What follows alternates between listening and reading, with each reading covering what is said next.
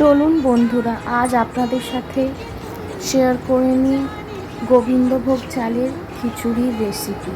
এটা অত্যন্ত সহজ, যে কেউ বানাতে পারবে এবং খেতে অত্যন্ত ভালো হয়। এটা ভোগের খিচুড়ি হিসাবেও পরিচিত আছে। তো দেখতেই পাচ্ছেন, ফার্স্টে আমি সোনা মুগের ডালটাকে ভালো করে ভেজে নিয়েছি। তারপরে গোবিন্দভোগ চাল দিয়ে সেদ্ধ বসিয়ে দিয়েছি। এর পাশে আমি এতে সয়াবিন দেব। এই সয়াবিনটাও একটু গরম জলে ভিজিয়ে রেখেছি। আর মশলাতে যাবে খুব সামান্য কিছুই, টমেটো, কাঁচা লঙ্কা, আদা। সবজিতে দেব আলু আর কুমড়ো। দেখতেই পাচ্ছেন এখানে আলু কুমড়ো ভাজতে দিয়ে দিয়েছি এবং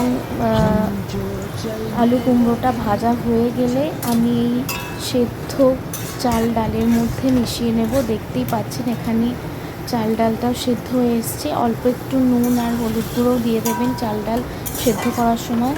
তো ভাজা হয়ে গেছে আলু কুমড়ো, আমি মিশিয়ে দিয়েছি চাল ডালের মধ্যে। এরপর এখানে মশলাতে আমি দিয়েছি পাঁচফোড়ন, সয়াবিন, টমেটো, আদা, কাঁচা লঙ্কা, ভাজা মশলা, নুন, চিনি সব কিছু দিয়ে ভালোভাবে কষিয়ে নেব।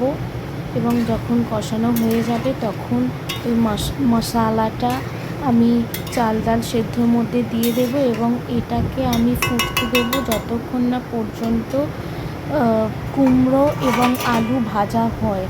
দেখতেই পাচ্ছেন আমি এখানে বসিয়ে দিলাম। এরপরে ওয়েট করব এটা সেদ্ধ হয়ে যাওয়া পর্যন্ত। তো দেখতেই পাচ্ছেন আমাদের গরম গরম খিচুড়ি একেবারে রেডি।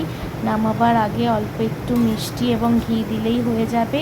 আর এখানে আমি ফ্রাই করছি ক্রিস্পি আলু। কর্নফ্লাওয়ার দিয়ে আলুটা মাখিয়ে নিয়েছিলাম, তার মধ্যে দিয়েছিলাম অল্প একটু নুন, হলুদ, দ্যাটস ইট। তো রেডি হয়ে গেছে আমাদের ক্রিস্পি আলু ফ্রাই, আর তার সাথে গোবিন্দভোগ চালের খিচুড়ি। নিরামিষের দিনে এটা অত্যন্ত সুন্দর একটি পদ। আপনারা বাড়িতে ট্রাই করবেন। Thank you.